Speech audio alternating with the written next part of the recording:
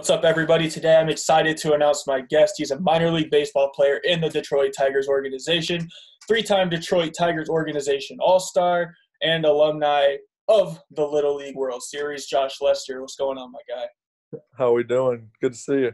Good to see you. For those of you who don't know, Josh and I have actually met in person. We're buddies, Atlanta Hawks fans. We got to stick together. But due to these circumstances, there is no SeaWolf season yet, and that's how we met. So we're It's here. not looking good either. It's not looking good. We'll touch on that a little bit later. But first and foremost, why don't you tell us a little bit about your hometown of Columbus, Georgia? I live not too far from there in Albany when I grew up. I don't know if you knew that. And what makes it so unique?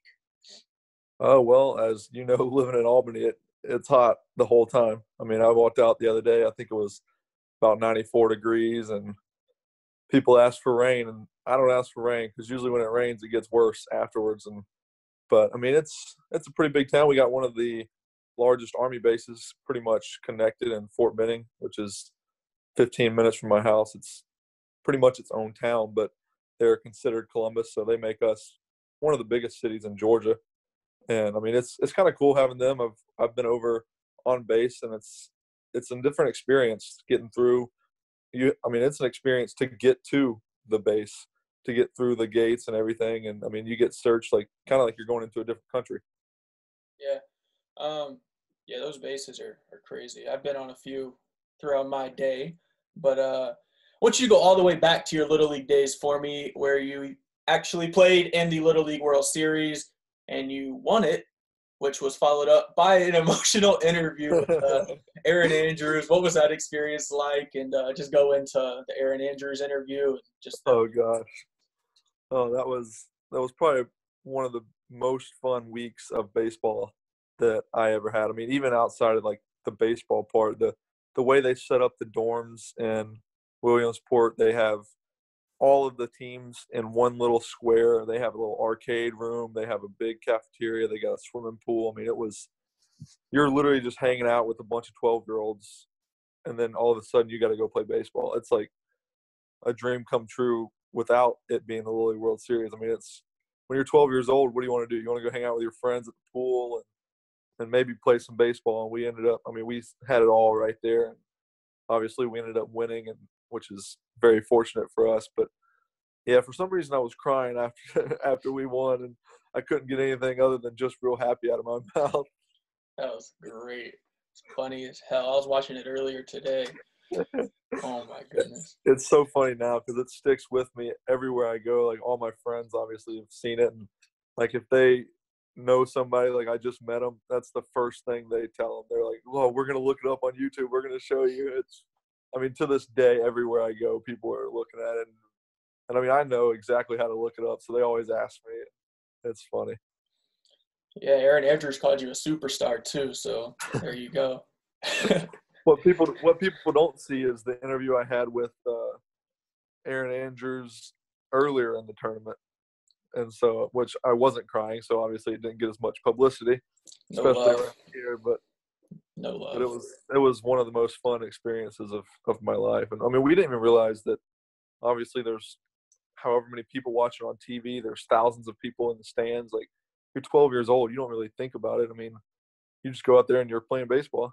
Yeah, for sure. So something a lot of people don't know about you is that you were actually drafted twice. You were drafted once out of high school in the 30th round by the Indians, and then after college in the 13th round by the Tigers. First part of the question, is it a hard choice picking to go to college instead of play professionally? And then what is kind of a draft process like for an MLB draft? Because it's a little bit longer than like an NFL draft. Well, the first time I got drafted, it was the 30th round, and they didn't really try to even sign me, so I didn't really have much of a decision to make. They just wanted to kind of tell me that they knew who I was, like they were watching, people were paying attention, and kind of like, hey, we got our eye on you. Hopefully we can come back in 3-4 years and draft you again, maybe. I was actually asleep when I got drafted the first time. I was laying there, and I mean, I was watching more. I had some friends that were supposed to go decently high in that draft, and I was watching for them, and then they didn't go for a while, and so I was asleep on the couch, and then all of a sudden I woke up at like the perfect time, and I looked at my computer and I saw my name. I mean, it was literally like I was blinking, and I was like, hold on a second, is that my name for real, or like what? And then a couple minutes later, one of the guys called me and congratulated me. I mean, it was awesome, but I didn't really have much of a decision there. There wasn't really here's a lot of money. You can either take it or go to college. So I was going to college pretty much no matter what. But yeah, it's a different process because especially out of high school, you do have to weigh those options. I mean, to me, I would have had to get a lot of money not to go to college. I'm very pro college. I think you learn a lot. You grow up a little bit. And me, my birthday's in July, so I was 17 when I graduated high school. And I was not ready to go play professional baseball. And I know there's a lot of 17, 18-year-olds that are. And there's a lot in the Tigers organization and every other organization, but I was not one of them. And I think you got to take that into consideration because if you took me at 17 and put me in the GCL, I mean, I probably would have hit 100. I might not be playing baseball right now. Yeah. That's just the kind of like part of the tough reality of the minor league baseball. You just kind of use college to really hone in your skills. But I forgot the second part of the question. Oh yeah, I think you kind of touched on it already. It's just kind of like, what's the draft day like in the minor leagues? I mean, it's a lot of nerves, especially because when I was out of college, I was expecting to kind of go a little higher than I ended up going. But that was one of the first years of the new rules of the draft, and so they had to save money in higher rounds so they could pay some people in later rounds. And so you're watching guys go in the 5th, 6th, 7th, 8th, 9th round, 10th round that you're like, you've played against all these guys and you're like, they're not any better than me, and you're just still sitting there. I mean, it's frustrating, but at the end of the day, there's a business to it, and so it's not, I don't know, it's not that bad, I guess. I don't know. Yeah. I mean, I've never watched the baseball draft. It's too long and crazy. It's crazy. Talk about your time at Missouri a little bit. Tell us about your recruiting process and kind of what a college baseball game day is like. Oh, well, actually, Missouri was my only Division I offer that I had. I was going to a school called Darton Junior College down here, and it was actually in Albany, I think. And I was going there. I went down to the big Jupiter tournament that they have every year down in Jupiter, Florida. And I think it was like November of my senior year of high school. And the Missouri coach saw me. He came back. I went to a camp in January. It was like a camp, like visit, half and half kind of thing. Went there. He came back and watched me here in middle of March, early April, and then offered me that day. I actually went 0 for 3 with 2 Ks and a ground out to the pitcher the day that he offered me a scholarship. I was like, are you sure? Like, you sure that's what you want? But he offered me, and I mean, it took me maybe a day to think about it, and it was the best decision of my life. I love that place. I still live there a lot in the off seasons. The last 3 off seasons I've been there, I'm in love with the University of Missouri and Columbia, Missouri. Yeah, for sure. I've never been there, but I've heard great things about it. It's a town, like probably 80% of it is the school. And so it's like the campus is not huge, but it's big enough, really nice, a lot of scenery. I mean, it's kind of like Erie in a way as far as like the campus vibe is going. There's like 3 colleges and like you can tell it's a college town as soon as you roll in. I mean, it's the middle of the city, and it's pretty much the entire city. Yeah. What's a college baseball game day like? Because I know a lot of people know like kind of what a football game day is like, but like what's a college baseball game day like? What's weird for college baseball is a lot of times you got to go to class. I mean, you play those midweek games Tuesdays and Wednesdays that you're in class till noon, and you got a game at 4. And I mean, obviously you can skip whatever class you want to in college, but I mean, you got to go to class, and then you go out there, and it's similar to pro ball where you still do the BP a lot of the times. You still take BP. You just take infield after BP and everything. It's very similar, other than the fact that you got class to go to. I mean, it's probably a shorter game day at the baseball field, because I know a lot of guys in pro ball, you get there at noon and just sit around and kind of hang out with your boys and play some cards, whatever. There's not as much of that in college. You got other stuff to do, pretty much homework, class, Then you show up, take BP, take infield, get ready to play. The nice ones are the weekend games where you don't have to – you get to sleep in. Hopefully it's a night game. You get to sleep in, don't have to do much, and it's pretty much the same as professional baseball. You just show up and get ready. Show up and hit dingers. So you've gotten to play with some great managers throughout your minor league career, specifically in Erie and down in the other levels and all that good stuff. Which manager do you think helped you the most, like transitioning from college to the pros? Man, I'd have to say Michael Balko. Rabs is – I've had him. I had him in Connecticut when I was there right after the draft. Had him in West Michigan the year after. And then I missed 1 year and had him again last year in Erie. Other than that year with Andrew Graham in Erie, I'd had Rabs at some point every year of my professional career. And so he's definitely had a big influence on me. One of the smartest guys I know in baseball, and now he's a big league coach with the Pirates, and he's back where he belongs in the big leagues, and one of the most genuine guys I know, especially on the baseball field. Yeah, he's definitely a good coach, and he's kind of a hard ass too. You don't want to mess with him. He'll stick up for you as long as you show up and play hard. That's all that matters. For sure. I've seen that firsthand quite a few times. What's a typical day like as a minor league baseball player? Obviously, I know the answer to this because I worked with you guys at the clubhouse, was hanging out with you guys all the time. But just kind of for the listeners, just kind of give them what a typical day is like. What time do you get up? What do you eat? Stuff like that. Well, usually, it's probably wake up around 10, try to get a little workout in, get some lunch, and usually take my lunch to the field about 12:30, 1 o'clock. Eat it there. There's usually a couple guys sitting there watching MLB Network, highlights of the games from the night before, maybe a movie, some golf, something kind of just chilling and playing some cards and just kind of hanging out and chopping it up with the boys, just kind of hanging out with your brothers because, nobody really has much to do. We're in a city that we don't have too many friends outside of the people that come in and out of that locker room. And so we just kind of go up there and hang out together. Maybe people play some video games. I was big on the video games at night. My sleep schedule was usually like 2 a.m. to 10 a.m. So I play video games after the game for a while, but most of the time just get up, try to get a little workout in. Hopefully we didn't get back from the bus ride till 5 o'clock the night before. Those are the worst days, but usually it's just kind of try to work out, I guess. Sometimes obviously you don't have the motivation and it's a long year. You don't always have the motivation to get up and lift, but get some lunch and go to the field and kind of just hang out until it's time to take some BP. How do you spend your off days? And then if you don't get selected to an all-star game, how do you spend your all-star break? Last year I went to see one of my buddies, my really good friends, is the hitting coordinator with the Blue Jays, and they were in Kane County, I think, right outside of Lake County. Whichever one's right outside of Cleveland is the low-A team, and they were playing there, and he was in town. So I just went and spent a couple days over there.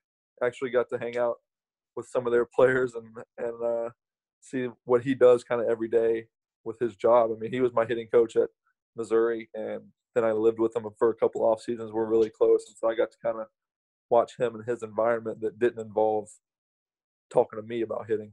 It involved other people, and so that was really cool, and got to see him kind of work. And so that's what I did for a couple of days last year. We spent a lot of time on the lake, on Lake Erie, right there. It's nice having those boats to be able to rent for a day on the off season or on the off days and just kind of hang out and go tubing and kind of have a lake day. Yeah, for sure. That sounds like a lot of times it's sleep. If there's not anything too fun to do, you guys just sleep. We'll go out the night before and just sleep till 3 o'clock and take in our chance to sleep a little bit. Got to.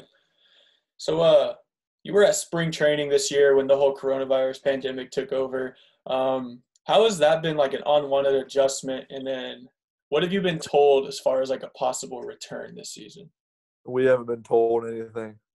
We've had some Zoom calls with some of the coaches, but it's been more about like player plans, like what we think about hitting, fielding, positions, whatever, all that, and what we can do to improve. And I don't think even they know anything. we're kind of just waiting on the players union and the owners to agree to something, and then it's going to have kind of a trickle-down effect. Unfortunately, I don't think there's going to be much of a minor league season at all. There might be a AAA season just because the big leagues need backups, but I don't think anything lower than that will even happen. Yeah, it's tough for sure. But yeah, that was kind of like part of the next question. It was just kind of like, do you think there's going to be like a minor league season? And like, do you think necessarily, like, kind of like, what's your input as far as like, do you like, I don't even know how to word it, just kind of like, when do you think these dudes are all going to come to an agreement so that we can at least get some baseball? I know. Well, I thought that – so yesterday, before the owners said they were not going to, I don't know, repropose anything else, I thought they were going to end up going back to the thing they proposed the first time, the 82 games. Because the owners were like, we want 60. The players were like, we want 114 or whatever it was. And I was like, okay, negotiate leads right back to around the 82 mark where like that. But apparently the owners aren't going to propose anything else. I'm not really sure. I don't know all the details of the money, obviously, but some of those, the first one I didn't understand because the players didn't want it. I don't know what the revenue split is originally, but I guess the 50-50 revenue split was what they didn't want. They were fine with the half pay for half the games, which is fair. I mean, to me, you work half the time, you get half the money, whatever. But I guess the revenue split was too much of a difference. I'm not sure. And then I feel like the owners went backwards. It wasn't like a negotiation. It was like, oh, you don't want that, we're going to give you less. Yeah, that 140-game proposal was ridiculous. But I don't know. I would have thought the 114 games, October 31st would have been the last game of the season. Like, what? I don't understand what's wrong with that. Because I feel like in a month or two, you can fill the stadium. Yeah. And then there's your money. Like, you're going to make money at the end. Sure, you might not make money right now, but the TV is going to pay you a lot of money. People are going to have a bidding war trying to get nationally televised baseball games because there's nothing else on TV. Yeah. Not only that, but like I know as far as like some of like the minor league markets and even like some of the major league markets, you don't really get too many people, right? I mean, this is like kind of when you first start getting fans at games anyways. So like it's really not that big of a deal that you're not going to get people towards the end of the season. So but yeah, it's just crazy because I know a crazy time. It started as who was safe, trying to be safe from the coronavirus. Yeah. To turn it into a money issue more than anything. Yeah, I know out here in Erie, we're starting to open everything back up. And so jobs are starting to reopen again. And it's kind of the same way across the country, except for California. We've been open for a while down here in Georgia. Really? Life's pretty much back to normal from the coronavirus standpoint down here. Jeez, that's crazy. Yeah, so we just need to get baseball back, man. I know. Miss it. But who's the best pitcher? Sport. It's the only sport that's not like on the way back. The NBA has plans of being back. The NHL has plans of being back. Golf's already starting back. Racing's already starting back. And I'm like, NFL coaches are allowed to go back tomorrow. Like, there's less contact in baseball than any of those sports. Yeah. I don't know. It's just weird to me that they're not starting back already. Yeah, it's almost like flipped because at the beginning, like when everyone first started shutting down, Rob Manfred was like, "Oh, screw it! Like it don't matter. Like these guys are fine. Like they're barely touching." And now they're like the least prepared to come back. It seems like it's just like full circle. It doesn't make any sense. It is crazy. But who's the best pitcher you've ever faced, and who's the best you've ever played with? Ooh, that's tough. Played with, I think Tarek Skubal is one of the best pitchers, and you saw it firsthand this year. And this was the first year I'd really even knew who he was.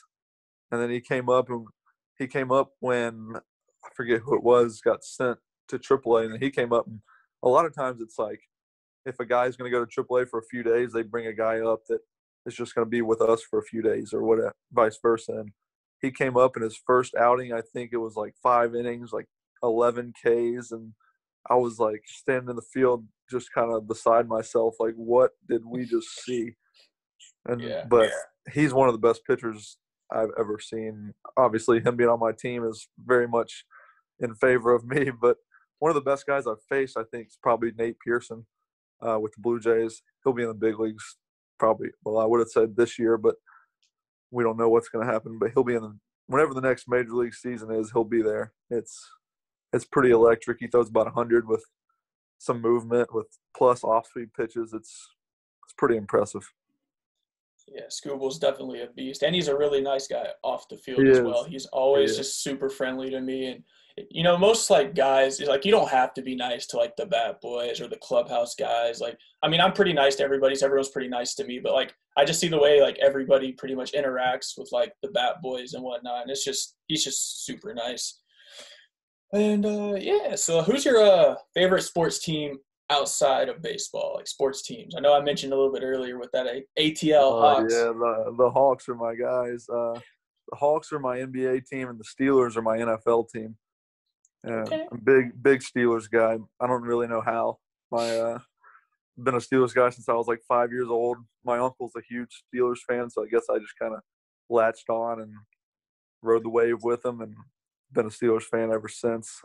Unfortunately, because right now they've been stinking the last couple of years, but Yeah, they'll figure it out. I actually have their third round pick on the show not too long ago. Yeah, Alex Highsmith. So yeah, from Charlotte, right? Yeah. I had him on the show while he was gearing up for the NFL draft. So Nice. he's a super nice guy. Y'all got a stud in him. But yeah, the Hawks, man, they need to get their stuff together, bro. I think they will. I think they're after this year. Hopefully, they get another really high pick, and they get one more guy, and then I think they'll spend some money and try to go get a couple free agents, and then they'll be really good. Yeah, I remember you telling me that in the dugout one of the days. Yeah. And it was just like, I thought we had like, didn't we have like Andre Drummond at some point? I don't remember what happened. No, they got Capella. Oh, yeah. From the Rockets. Yeah. And that's one thing too. People don't realize how much like talk other than baseball goes on in the dugout. Like there's So conversations about anything you can think of going on in the dugout when you're not playing. Especially when you have Gibby in your dugout. Oh my goodness. It's a different world in there, especially if you got the day off, because a lot of times position player, like you got the day off, Like you're not going to pinch hit really because there's no pitcher hitting. Like there's not really a reason for you to pinch hit. And so it's just like you're zoned out the whole game talking about who knows what with the other guys that aren't playing that day. Yeah. It's one of my favorite moments and experiences to talk about for sure. Yeah, there's all sorts of chatter in the clubhouse and in the dugout everywhere. It's great. Who's your biggest inspiration? Someone that you kind of just like held tight throughout your baseball journey so far? Well, my idol kind of growing up was Chipper Jones. I mean, being from here, everybody loved Chipper Jones, and rightfully so. Great guy, it seems like, and great baseball player, obviously. But I'd say like my biggest influence probably outside of my dad is Hunter Mintz, the guy I was talking about. He's the Blue Jays hitting coordinator now. He was my hitting coach in college. I lived with him for 3 off seasons, I think, and he really kind of helped me change my swing around. And there was a big jump from my first couple years of pro ball to the last couple, from power numbers and stuff like that. And I give a lot of credit for that to him. He kind of taught me how to use my swing as leverage and in my legs and everything, use my strength. But I mean, he taught me way more than that about just kind of taking care of myself physically and just how to work hard. And I give a lot of credit to him for my work ethic and everything like that. Yeah, for sure. One last question for you, bro. Do you have any advice to the young guys out there trying to chase their dreams of playing pro ball? Just have fun with it. I mean, have fun with it and work hard. The best times I feel like are when you got a group of guys with the same goal, whether it's a team or even in pro ball. You work out in the off season with guys that are on other teams, but we're all got the same goal, making it to the big leagues, and you're pushing each other, and it just makes it so much more fun when you're all kind of in it and going hard. And after you're done with your stuff, like you can go live your life because you worked really hard and it's done for the day. And then it's really fun when you got a bunch of guys and you can work hard together and just grind. I mean, it's definitely a grind, but at the end of the day, you look back and you can be like, I gave everything I had to try in baseball, and I wouldn't take anything back. So Yeah, the for one thing. sure. So make sure y'all go follow my guy Josh. Instagram at JBLester17, and then Twitter at JoshLester4. Big season coming up, hopefully. I hope so. If not, the following. But I appreciate your time today, my guy, and Yes, hopefully thank I you see for you having me on. soon. I hope Hopefully so. Man, I We miss need to y'all, get man. we need some sports back. We need something. We need all of them back at the same time for all I care. Right. We need some sports. All right, my guy. Take it easy. Stay safe. And Sounds good, brother. thanks for your time again. Absolutely. See ya.